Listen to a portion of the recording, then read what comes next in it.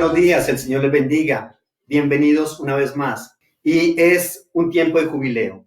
Es un tiempo en el cual el Señor nos permite disfrutar de todas aquellas bendiciones que Él tiene para nosotros. Y para eso vamos a leer unos versículos en Levítico capítulo 25.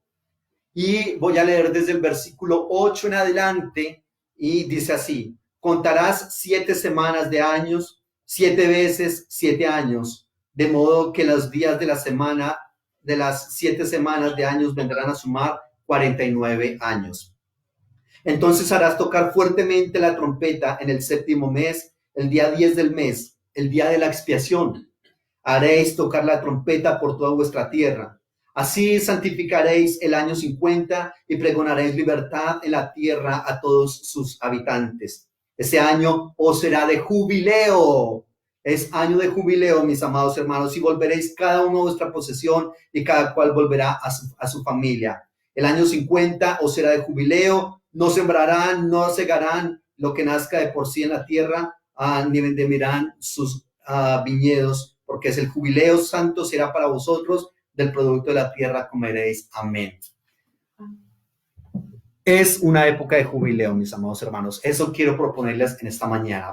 Ese texto de Levítico 25, del 8 en adelante, propone lo que se conoce como el jubileo. No es el único pasaje en el cual está. Está también en Éxodo, capítulo 20, versículo 22 en adelante, hasta el capítulo 23, 19. Y en algunas otras partes de la Biblia nos habla de ese espectacular jubileo, que es una institución muy importante en Israel. También se le llama Yobel. Yobel porque Yobel es el término para trompeta, para cuerno en Israel. Y entonces el jubileo tenía un inicio y era el tocar de esa trompeta. Y por lo tanto, entonces se conoce también así, el Yobel, jubileo. Y el Señor quiere que nosotros vivamos un tiempo de jubileo.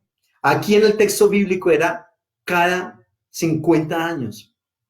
Pero no tenemos que esperar a los 50 años. ¿Qué tal si nosotros permitimos que nuestra vida sea una vida de jubileo permanente? Este jubileo, mis amados hermanos, es un tiempo. Recordemos que en la Biblia se habla del Shabbat, que era el 7º día en el cual el Señor descansó. Pero también en la Biblia se habla del 7º año, cada 7 años. Y cada 7 años tenían lugar en Israel varios asuntos que obviamente van a concordar con el jubileo, porque el jubileo entonces va a ser precisamente 7 semanas de 7 años, entonces 7 por 7, 49, y al año siguiente entonces será el año del jubileo. Cada 50 años se llevaba a cabo una cantidad de liturgia, pero no solamente era actos de adoración en comunidad de Dios, sino que también era una incidencia social, política, económica en la tierra. Y eso es lo que el Señor quiere para su pueblo. Entonces eso se tocaba, ese yobel, ese cuerno, se tocaba entonces a los 50 años y ahí era la iniciación al son de la trompeta.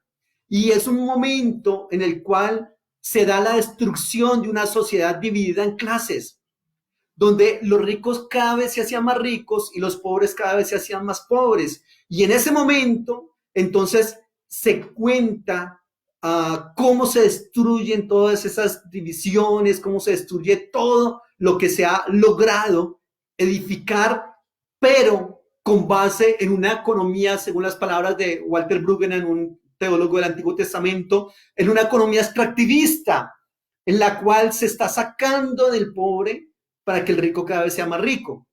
El año del jubilar era una institución económica que pretendía precisamente incidir periódicamente tanto en la vida familiar como en la estructuración social, como en la valoración de la religiosa de la tenencia a la tierra, porque en Israel y en la Biblia la tierra es un don de Dios y esa tierra no se vende, es herencia del Señor. Ese texto también está, el jubileo está también, como le comento, en Éxodo, capítulo 20 en adelante, hasta el 23, está en Levítico 25, que fue el que leímos, está en Isaías y también está en el Nuevo Testamento, como lo iremos a ver. Un primer aspecto que quiero que hablemos acerca de jubileo se encuentra en Levítico. Voy a ir de adelante hacia atrás en el texto, tocando algunos eventos de los que nos habla. Voy a leer Levítico capítulo 25, versículo 39 en adelante.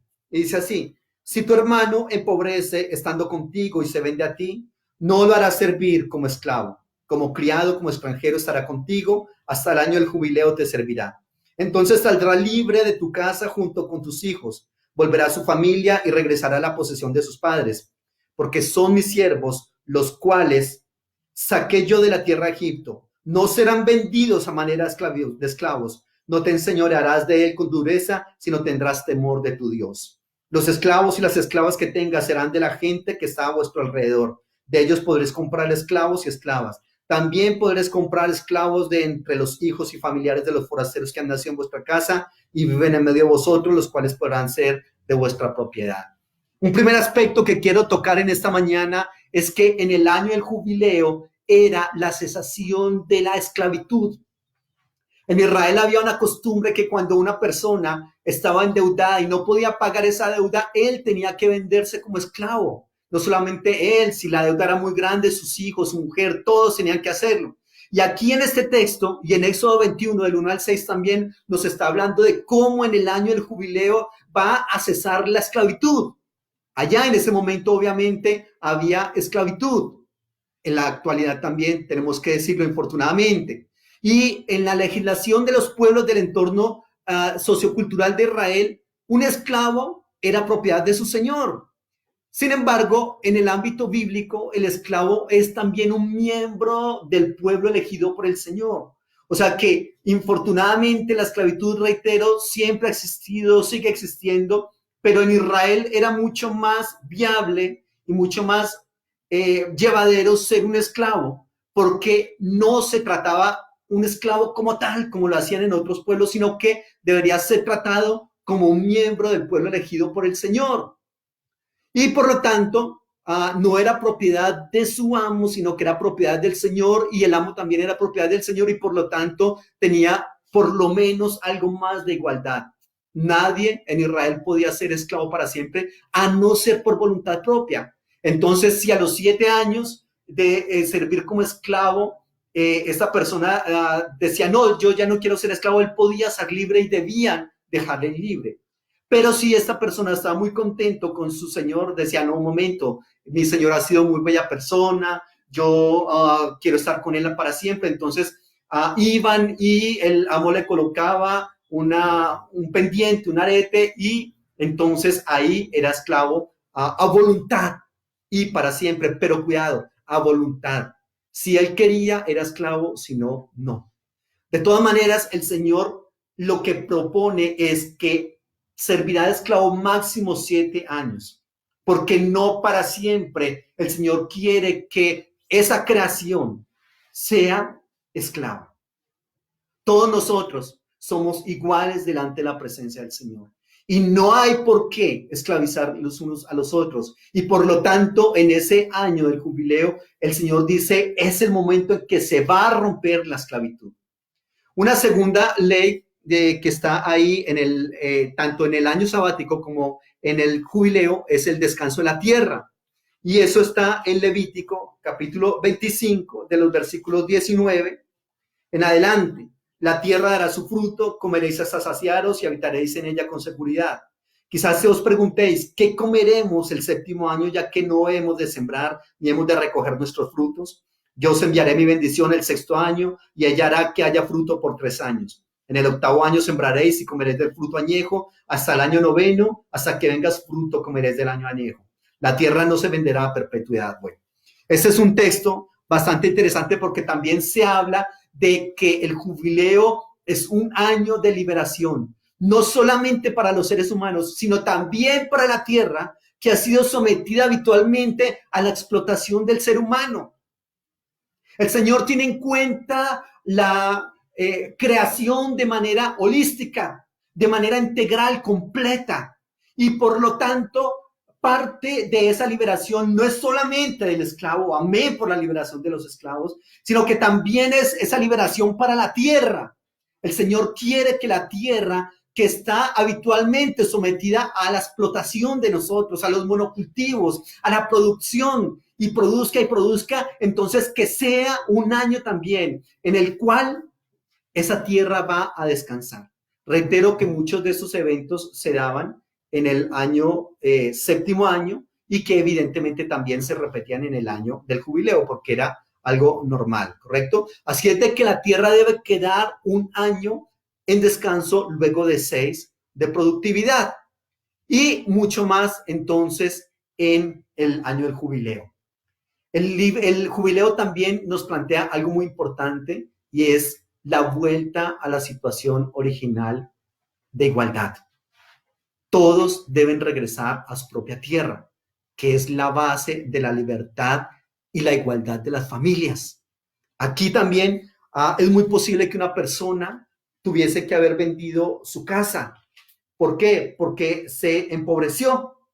Y ahí en la época del jubileo era también el momento de devolver lo que tenía que haber vendido. En el versículo 29 de Levítico 25, el hombre que venda una vivienda en una ciudad amurallada tendrá facultad de redimirla hasta el término de un año desde la venta. Un año entero será el término para poderla redimir. Y si no es rescatada dentro de ese año, la casa que esté en la ciudad amurallada quedará para siempre en poder de aquel que la compró y de sus descendientes. No quedará libre en el jubileo. Pero las casas de las aldeas que no tienen muros alrededor serán estimadas como los terrenos del campo. Podrán ser rescatadas y quedarán libres en el jubileo. Pero en cuanto a las ciudades de los levitas, estos podrán rescatar en cualquier tiempo las casas de las ciudades de su posesión.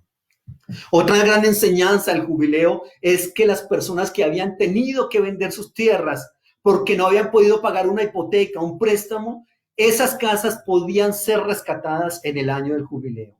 Entonces, ese es un momento en el que, reitero, es la vuelta a la situación original de igualdad. La tierra en Israel no debía venderse porque la tierra es heredad del Señor. Cuando Acab le está queriendo comprar la viña a Nabot, el precio que le está ofreciendo es bueno, es importante, es más incluso de lo que vende, de lo que vale la tierra, pero Nabot le dice, no le voy a vender mi najalá, mi herencia, mi heredad, porque es lo que el Señor me dio a mí. Mientras que Nabot siempre hablaba era de la viña. Y eso es algo muy importante porque Nabot pretendía era dar o tener una tierra como sacarle provecho, mientras que para Nabot era sencillamente la herencia del Señor. Entonces, en el año del jubileo, todos deben regresar a su propia tierra. Es la base de la libertad. La tierra da identidad, la tierra es igualdad en las familias y la tierra da raíces, brinda raíces a las personas y por lo tanto debía devolverse. En la Biblia, el surgimiento de las desigualdades es interpretado como pecado. ¿Por qué razón? Porque cuando hay un rico o para que haya un rico es necesario que haya muchos pobres. ¿Por qué África está pobre? Porque Inglaterra está rica. ¿Por qué Norteamérica está rica? Porque Latinoamérica está pobre. Porque el Señor lo hizo todo de una manera tan equitativa que definitivamente si yo deseo tener algo más, ese algo más lo tengo que sacar del pobre. Es decir, quitarle al pobre lo poco que tiene para que yo tenga más. Y por lo tanto, el surgimiento de la desigualdad en la Biblia es interpretado como pecado, un pecado de avaricia, un pecado de robo, de latrocinio. En el año del jubileo, entonces, el Señor va a derribar esa antigua estructura que ha venido edificándose durante los 50 últimos años. Y por lo tanto, el Señor le devuelve a cada familia ese derecho que fue dado por Dios y que fue preservado por la ley. Cuidado, el tener una tierra, la libertad del ser humano, la condonación de las deudas, la devolución de la misma, de la tierra, no son actos generosos del rey, eran derechos dados por Dios a cada familia, a cada ser humano y por lo tanto eso debía guardarse. En los versículos 14 al 17 nos habla de algo bien interesante también y es el precio. Mire lo que dice, cuando vendan algo a su prójimo o compren de manos de su prójimo, no engañen ninguno a su hermano. conforme al número de los años transcurridos después del jubileo. Comprarás de tu prójimo conforme al número de los años de la cosecha, te venderá él a ti.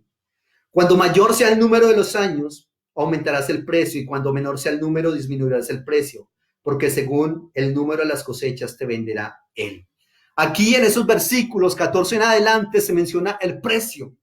Y la verdad es que en una economía de subsistencia normalmente se vende por necesidad, no por deseo. ¿Por qué venden nuestros campesinos?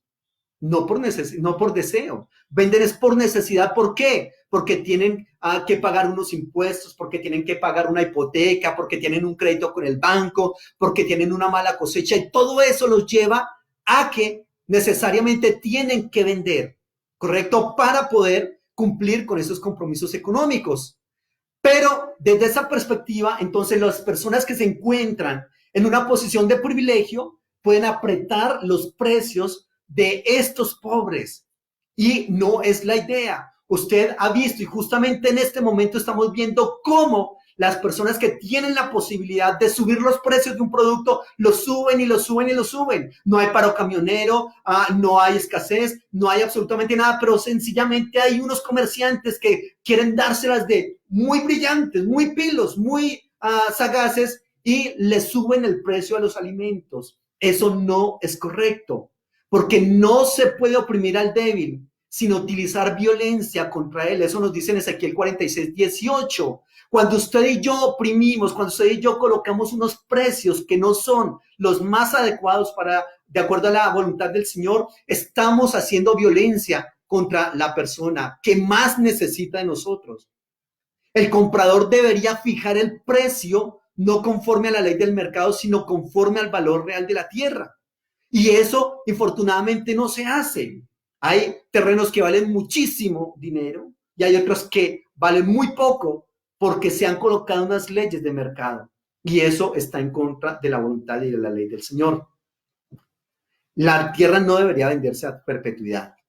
El Señor les entregó esa tierra para usarla en alquiler, no para disminuir al ser humano, sino para protegerlo contra los más fuertes que lo explotan. Los precios no deben ser colocados con base en la mayor ganancia para mí, sino hay que considerar a la persona que los produce. ¿Cuántas veces nosotros, mis amados hermanos, le compramos en las grandes superficies? Y en esta mañana parte del mensaje que les traigo es: no compremos en grandes superficies. Vamos a comprarle al campesino. Vamos a comprar en las galerías, en las plazas de mercado. Vamos a comprar a la persona directamente, porque ¿qué pasa? Hay una cadena que está entre el productor y el consumidor final. ¿Y quiénes son los que se quedan con esos precios? ¿Quién se queda con la mayor ganancia? Nuestros pobres campesinos. Ya hemos visto cómo muchas veces tienen que botar esos productos porque no les están pagando ni siquiera lo que ellos están invirtiendo para producir eso, sin contar su trabajo. Eso no es correcto. En el versículo 24 hay algo bien interesante, y es que se menciona a alguien. Por tanto, en toda la tierra vuestra posesión otorgaréis derecho a rescatar la tierra. En el versículo 24 se nos está proponiendo una cosa que en Israel se llamaba el famoso Goel. El Goel es aquella persona que podría rescatar la tierra. Cuando una persona en Israel estaba en ruina, había un familiar de él que se le llama el Goel, el Goelato, y esa persona debía entrar en posesión y, con la solidaridad familiar, ir a comprar esa tierra que había perdido la otra persona, ¿correcto? Y por lo tanto rescatarla. Eso era algo muy valioso que había en Israel. Por eso, entonces la tierra no se perdía, sino que estaba precisamente nuevamente en las manos de la persona que la tenía. Entonces, ¿qué había? Había una ética de la hermandad. Había una ética de la igualdad, había una ética de favorecer al otro, de mirar por los deseos y por las necesidades del otro, por la propiedad del otro. Y por lo tanto, en una sociedad donde prima la hermandad, es imposible que haya una economía neocapitalista. No puede haberlo. ¿Por qué? Porque a mí me interesa muchísimo mi hermano, me interesa muchísimo su bienestar. Entonces yo no voy a estar pensando en cuánto gano yo. ¿Cuánto le voy a quitar al otro? Sino cómo ganamos usted y cómo gano yo, juntos en el mismo nivel. Así que en el año del jubileo, la esclavitud, la condonación de las deudas, la devolución de la tierra, el goelato, todo eso debía ser una realidad. Los versículos 29 al 34 de Levítico 25 hace referencia a las casas, y esas casas van a tener derecho a redención por un año, como lo leímos, ¿cierto? Y las casas de los levitas, esas sí no podían venderse en absoluto, pero las otras casas sí. Las casas de las áreas rurales pertenecían a los medios de producción, y por lo tanto esas casas debían ser redimidas en el jubileo. Es decir, la gente tenía sus casas en el pueblo y la otra en el campo, es decir, la finca, la casa y la finca, los que tenían modo de hacerlo. Y por lo tanto, esas casas del campo, las fincas, eran los medios de producción de la gente, y esas casas no debían ser redimidas, no podían perderse, debían ser redimidas en el año del jubileo. Así es de que, ¿qué significa eso? Que debía haber una protección para los medios de producción de una sociedad agrícola. Las sociedades entonces no podían de ninguna manera perder la manera o perder su trabajo. Eso es lo que está queriendo decir. No puede perder su trabajo una persona, ¿correcto? Porque entonces, ¿de qué va a vivir? ¿Cómo se va a mantener? Así de que en el versículos 35 al 38 se prohíbe tomar más cuando el hermano está en deuda. Y aquí es otro concepto que tenemos del jubileo. Como les estoy diciendo, es el concepto de las deudas. Ahí en el hebreo está un término que es el término neshech. Neshech es básicamente, significa literalmente morder, morder. ¿Y qué pasa con eso? Nos está hablando es de los intereses que se cobran, unos intereses en una economía que son unos intereses muy, muy elevados. En la Biblia está prohibida el tener o el cobrar intereses. El término neshech significa arrancar a mordiscos, morder. Y literalmente era eso, morder, arrancar a mordiscos lo que una persona tiene para vivir. Y no es correcto. El préstamo, entonces, del que habla el texto bíblico siempre va a ser un préstamo en favor del pobre, del necesitado, ¿correcto? Y no que sea utilizado como un negocio. Eso tenía que trabajarse. ¿Por qué? Porque cualquier otra situación ¿qué? Es Egipto, es explotación, es esclavitud, es opresión, es subyugación, y el Señor no quiere eso absolutamente para nadie, ¿cierto? Ahí los versículos 39 al 46 de Levítico dice que los que tienen que venderse a sí mismos, y entonces habla de esa persona que se empobrece y que debe venderse como esclavo y que no debe ser pisoteado. La vida y la posición social deben ser protegidos. Bueno, ¿y por qué le estoy diciendo todo eso? Permítame, por favor, voy hilando todos esos conceptos. En este primer momento le hablé y le describí más o menos lo que se plantea en el año del jubileo. Luego vemos en el Isaías capítulo 61. Mire lo que dice Isaías capítulo 61. Versículos 1 en adelante. Isaías 61, versículo 1 en adelante. El Espíritu del Señor está sobre mí, porque me ha ungido el Señor.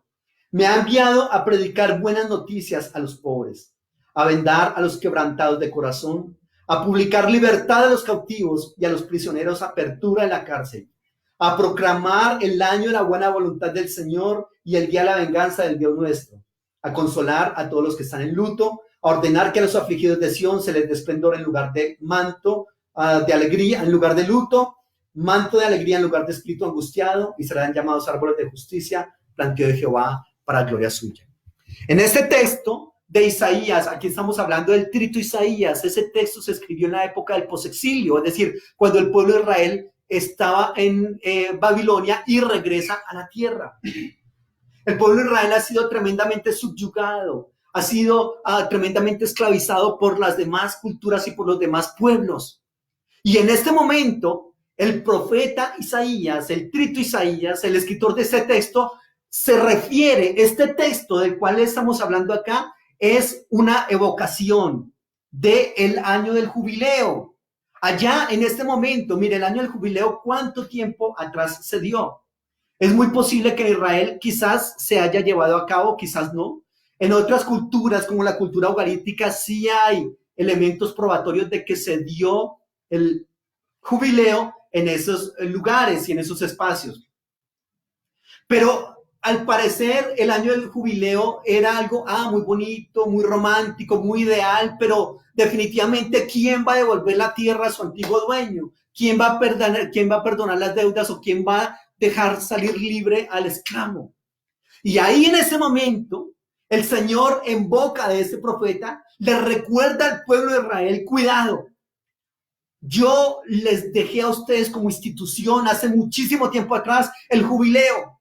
Pues bien, aunque ustedes están en una tierra diferente a Israel y aunque ustedes están en esclavitud, pues yo les digo una cosa hoy, yo no me he olvidado de ese jubileo.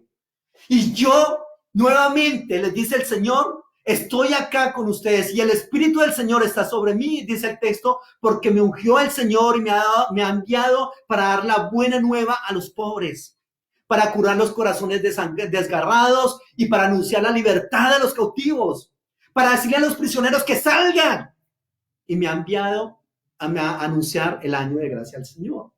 Y cuidado, y un día de venganza también para nuestro Dios. ¿Para quién será esa venganza? ¿Para quién será esa libertad? Entonces el Señor, en ese momento en el cual su pueblo se encuentra en esas circunstancias, dice, yo no me he olvidado. Para mí el año del jubileo está vigente. Para mí el año del jubileo es tal cual se mencionó allá y tiene que seguirse cumpliendo. Y el Señor dice, y yo me voy a encargar de que eso sea una realidad. Eso es lo que el Señor está proponiendo aquí en el texto de Isaías. La misión del profeta es entonces anunciar esa buena noticia a los pobres. ¿Y qué dice el profeta? Estoy declarando un año de gracia. Y obviamente ese año de gracia está aludiendo a cuáles, al año sabático y a los años del jubileo. Y el contenido sigue siendo el mismo. Un anuncio de alegría, un anuncio de gozo, porque viene la libertad para los cautivos. ¿Cómo le parece? Así que va a proclamar la alegría de la liberación, el consuelo por el cambio de una situación imperante que parece no terminar nunca, que uno dice, ¿y cómo lucho contra esos grandes monstruos económicos, políticos, corruptos? Y el Señor dice, claro que va a haber un momento en el cual va a haber un día de venganza del Señor y esos instituciones poderosas, esas divisiones de clases van a ser destruidas. Y va a desaparecer la injusticia, y va a desaparecer la opresión, y va a desaparecer la pobreza. Eso es lo que se propone en el año del jubileo. Y en ese texto de Isaías, aludiendo, reitero, al año del jubileo, entonces hay una doble propuesta. Por un lado está el año de gracia del Señor, y por el otro lado un día de venganza, ¿correcto? Un día de juicio de Dios y un día de confrontación del Señor, ¿correcto? A los que se opongan al plan de justicia de Dios, les viene un día de venganza. Al pobre, al huérfano, a la viuda, al necesitado, viene un día de condonación, de perdonar, de liberación. Es el día de la venganza como una amenaza que viene de parte de Dios mismo, ¿correcto? Porque se está dando un eco del clamor de Dios a los que no tienen voz. El Señor a través de su palabra, el Señor a través de sus profetas, es la voz de los que no tienen voz, de aquellos que apenas pueden gemir y suspirar en la desolación, en la indigencia, en la desesperación. Ese año del jubileo es para cada uno de nosotros hoy. El juicio del Señor va a traer sentencia defendiendo a quienes, a los pobres, a los oprimidos, a los afligidos, a los extranjeros, a los necesitados. Es un momento en el cual el Señor va a liberar del sufrimiento. Oiga, esa palabra es para usted y para mí hoy. El Señor libera el sufrimiento, el Señor restituye la dignidad de las personas y nos rehabilita y habilita para vivir en libertad y para vivir en igualdad de condiciones los unos con los otros. Ese es el año de la gracia, pero también es el día del desquite. Y ambas implican entonces la inversión del sistema que la injusticia genera en el mundo. Es decir, vivimos en un sistema de injusticia. ¿Y creemos acaso que el Señor no se da cuenta de eso? Claro que el Señor se da cuenta de eso. Claro que sí. Pero ¿por qué le digo todo esto? Porque hoy en nuestras iglesias y en el cristianismo católico y cristianismo evangélico estamos celebrando la resurrección de Cristo. Y no quise traer hoy un sermón clásico de la resurrección de Cristo, porque entiendo, creo que la mejor manera de honrar la memoria de una persona es llevar adelante el legado que esa persona ha dado. ¿Y por qué estoy diciendo? Porque en el discurso inaugural del Señor Jesucristo, cuando el Señor aparece en la tierra y cuando el Señor va a empezar su ministerio, que se encuentra en varios textos, yo quiero leer ahorita el capítulo 4 del libro de Lucas. Lucas capítulo 4, versículo 18 en adelante dice así. Voy a leer desde el 16 para que entendamos un poco mejor. Vino a Nazaret, donde se había criado, y el sábado entró en la sinagoga conforme a su costumbre y se levantó a leer. Y se le dio el libro del profeta Isaías, y habiendo abierto el libro, halló el lugar donde estaba escrito. Cuidado, versículo 18. El Espíritu del Señor está sobre mí, por cuanto me ha ungido para dar buenas nuevas a los pobres. Me ha enviado a sanar a los quebrantados de corazón, a pregonar libertad a los cautivos y vista a los ciegos, a poner libertad a los oprimidos y a predicar el año agradable del Señor. Enrollando el libro, lo dio al ministro y se sentó. Y los ojos de todos en la sinagoga estaban fijos en él. Entonces comenzó a decirles: hoy se ha cumplido esa escritura delante de vosotros. ¿Cómo le parece? Viene el Señor, el que para nosotros es Dios encarnado, y en su discurso inaugural, cuando va a empezar su ministerio, entra a la sinagoga, se le da a leer y el Señor lee. Y esa lectura que él está haciendo es una lectura de Isaías, que Isaías a su vez es una relectura de Levítico 25. Es decir, cuando el Señor está diciendo acá, el Espíritu del Señor está sobre mí, él está diciendo esa celebración, esa institución del jubileo que fue dada ya y que muchos olvidaron. Pues le cuento que no tiene que ser olvidada para siempre, porque ese asunto del jubileo es aquel en el cual yo voy a colocar todo mi mensaje, todo mi ministerio. Es decir, todo mi programa redentor del hombre, redentor del ser humano, está basado en el jubileo.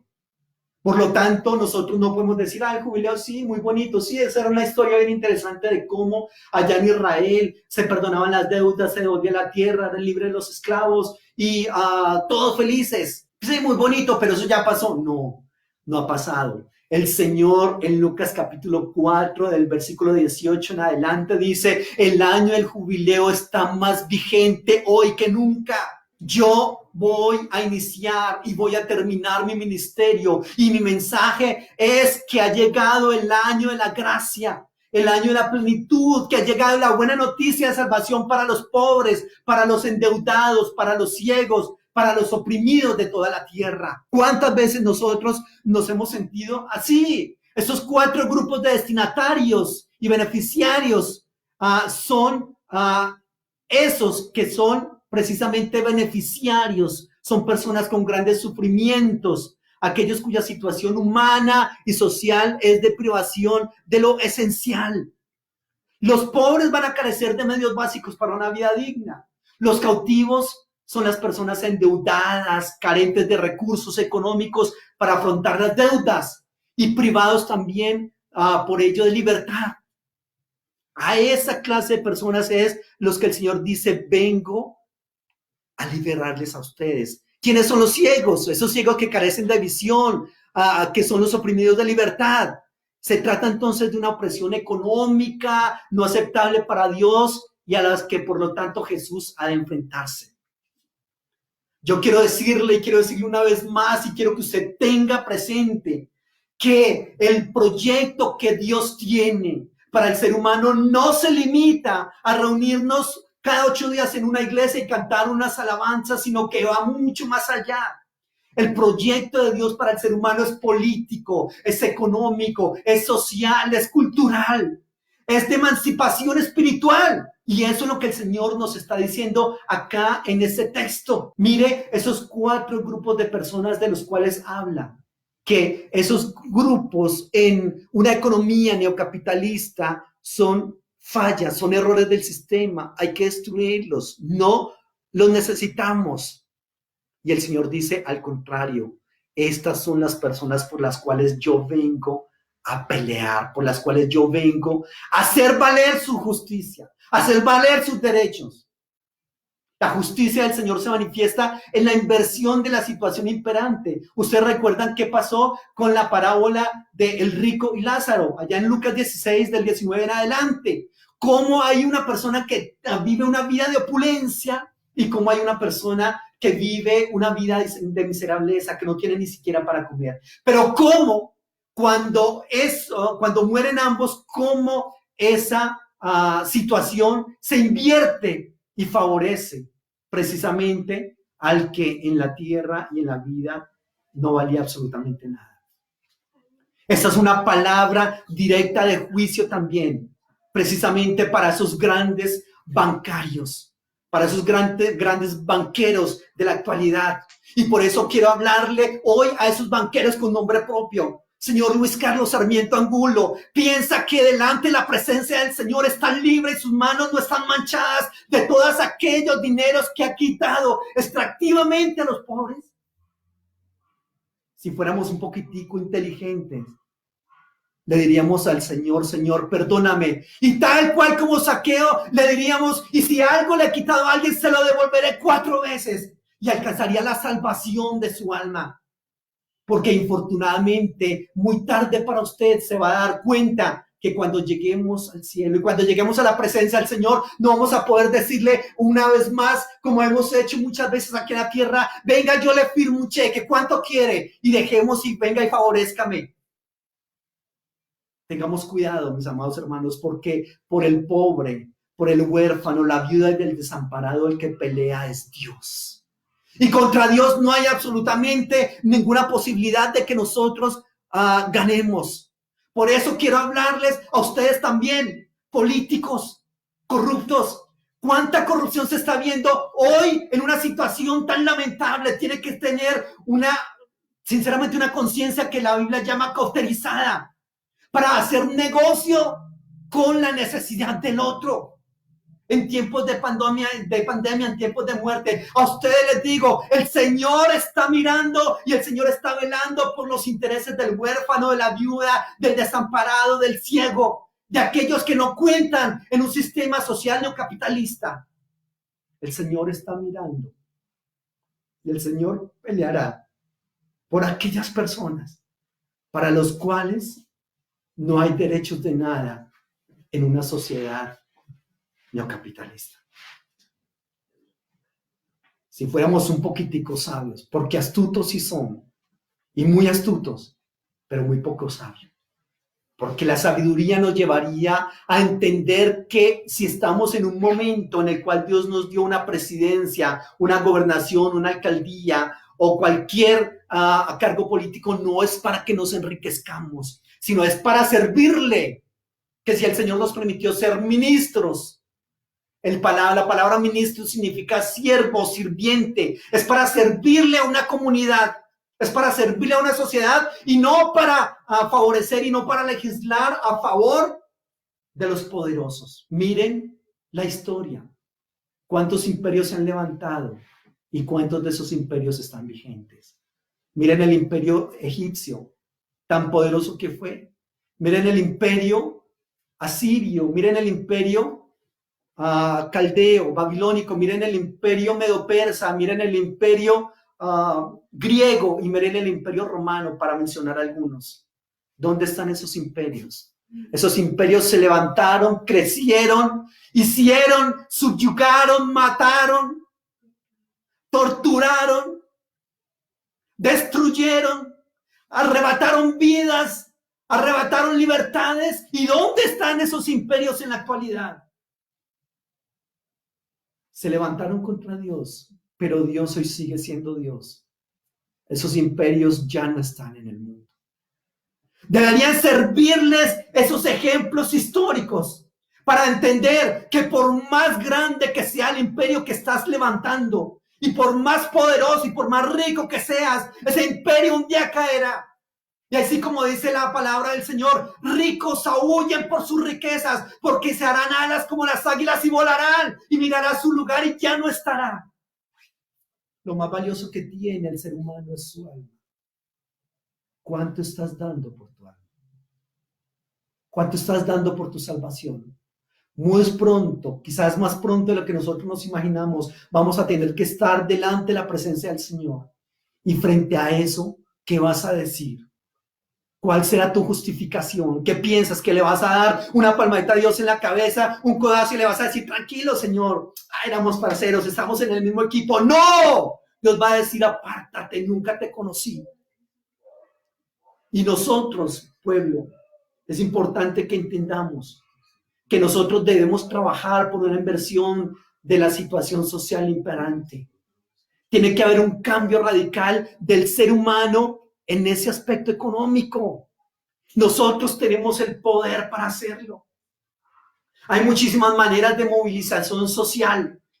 Hay muchísimas maneras de movilización social. Iglesia, yo les estoy diciendo esto porque reitero, hoy celebramos entonces la resurrección de Cristo, su ascensión, pero es importante y nosotros la mejor manera de celebración de esa resurrección es sencillamente tomar ese mensaje que el Señor nos dejó como legado y llevarlo a la práctica. Si el Señor peleó por los derechos de los huérfanos, de las viudas, de los extranjeros, eso es también lo que me corresponde a mí. Pelear de esa misma manera y pelear por los mismos intereses que el Señor lo hizo.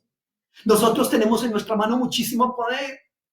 Genial por lo que estamos, cuando nos movilizamos y hacemos paros y todo ese asunto, genial, eso está bien. Pero no es la única manera. Yo le pregunto cuánto daña a estos grandes banqueros, a estos grandes empresarios importantes que están explotando al huérfano, a la viuda, al extranjero, al pobre. ¿Cuánto afecta que usted destruya una estación del mío? Eso no le afecta para nada. Pero sí hay otras maneras en que nosotros podemos dañar esas estructuras. Por ejemplo, no compren grandes superficies. Hágalo en mercados móviles, en mercados campesinos. Ayude al otro que es igual a usted. No compre por marcas. Hay gente que compra por marcas y si no es X marca, por Dios, la marca es solo eso, es una marca. Muchas veces hay una marca menos conocida que le da mucho más a usted por menos precio. No compre alimentos transgénicos. Nosotros hablamos muchísimo de las grandes multinacionales y cómo estamos viendo cómo vienen y destruyen la economía colombiana. Pues sencillo, no le compre a las grandes multinacionales. Compre colombiano. No compre alimentos transgénicos. Cuando no hay quien compre, pues sencillamente el producto se acaba. No compre contrabando. Cómprele por el precio justo a los campesinos. Otro aspecto muy importante, nosotros hablamos muchísimo en contra de esos grandes banqueros, pero después vamos y utilizamos la tarjeta de crédito. ¿Eso qué sabiduría es?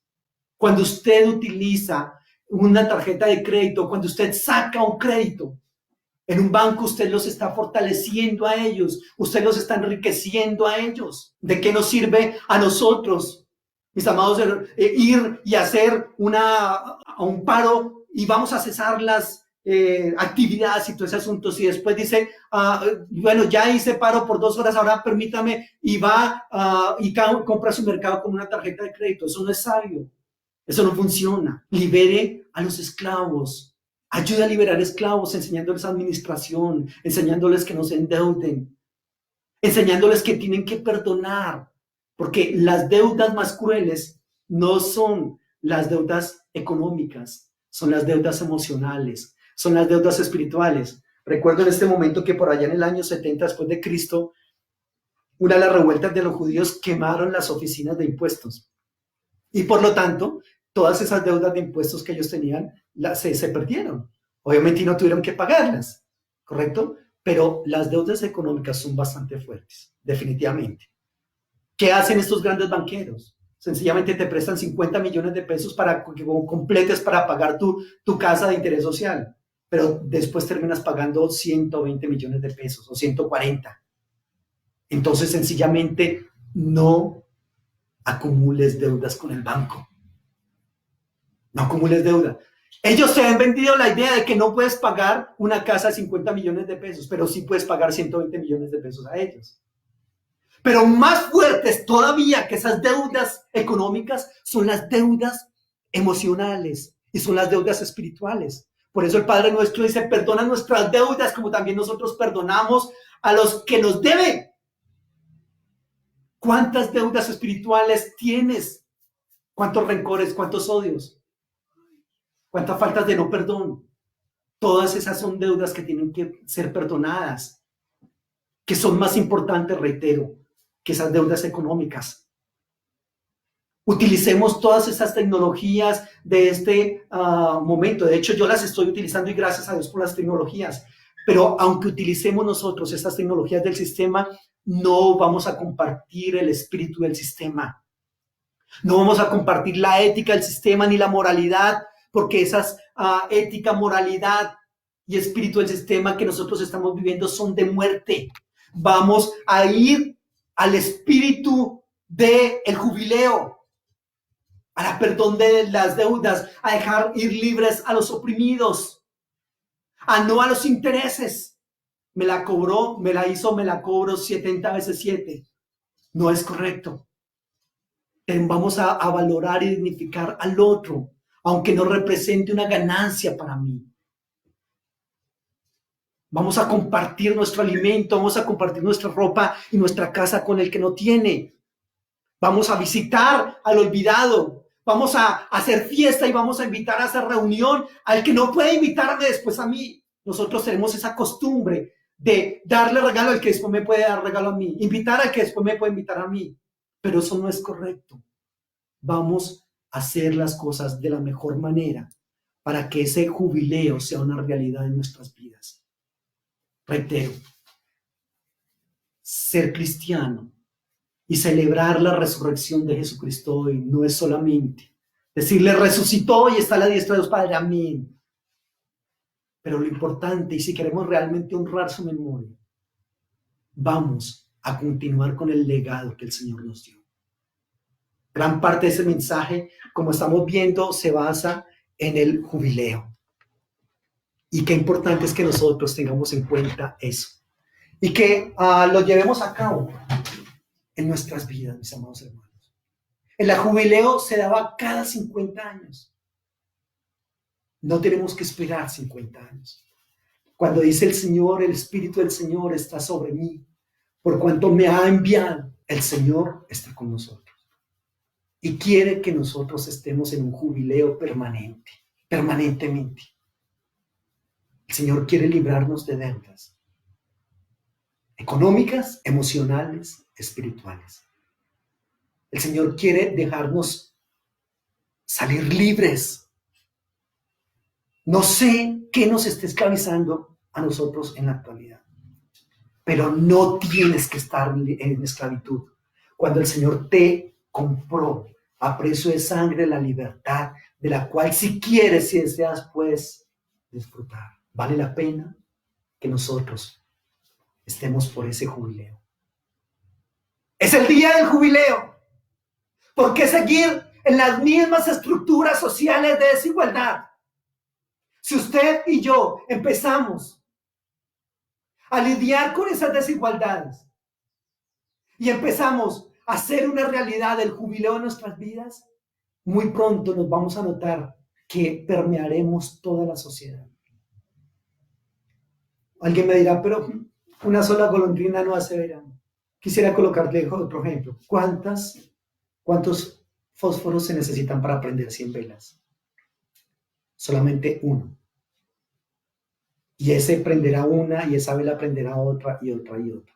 Y nosotros vemos en la historia, y vemos en la sociedad, personas que se atreven a marcar un derrotero, una diferencia, a levantar su voz y a ser la voz de los que no tienen voz. Y cómo esas personas terminan motivando a otros y a otros y a otros. Y finalmente, esta situación termina en beneficio para todos. Pero empezó con uno. ¿Quieres ser esa persona que empiece? ¿Quieres ser esa persona que diga, Señor, yo quiero llevar adelante ese Yobel, ese jubileo? Porque finalmente fue lo que viniste a establecer en tu discurso inaugural. Y esa es esa política de tu reino. Y yo quiero, Señor, asumirla y quiero llevarla adelante. Yo le motivo, mi amado hermano, para que se deje permear por el jubileo y a su vez permea a otros por esa misma experiencia, para que la liberación sea una realidad. Desde ya, el reino de los cielos se ha acercado y el reino de los cielos viene para implementar el jubileo que nos había hablado allá en el libro Levítico. ¿Será usted uno de esos que dice, yo quiero ser participante de la implementación del año del jubileo en esta época? Siglo XXI. ¿Cómo se va a dar en el siglo XXI el año del jubileo? Pero si el Señor en su discurso inaugural dijo que sí era posible, es porque sí es posible. Yo le invito a que usted y yo hagamos realidad el jubileo, iniciando por nuestras vidas, por nuestras familias y por la sociedad alrededor. Y vamos a ver muy pronto que esto no puede ni debe continuar así, sino que realmente el reino de Dios puede ser implementado en la tierra. Y estoy hablando de reino, no estoy hablando de religión, no estoy hablando de dogmas, no estoy hablando de denominaciones, estoy hablando del reino de Dios en la tierra que supera todo eso. ¿Quieres ser partícipe de eso?